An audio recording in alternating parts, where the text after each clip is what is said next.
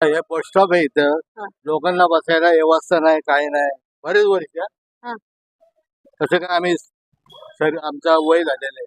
बरोबर बसायला जागा पाहिजे का नाही? बरोबर मग तेवढी सोय करा.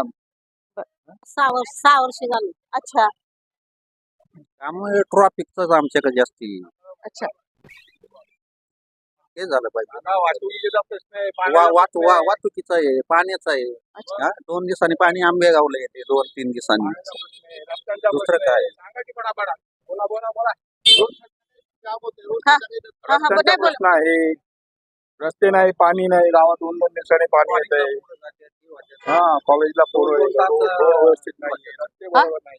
कॉलेजला पोरं जातात 2-2 तास ट्रॉफिक मध्ये जातात. हा ना हो, ओमकार चौक जाम असतोय, दत्तनगर जाम आणि सर्वात महत्वाची गोष्ट म्हणजे ट्रॅफिक मुळे सगळ्याच गोष्टीवर परिणाम होतो.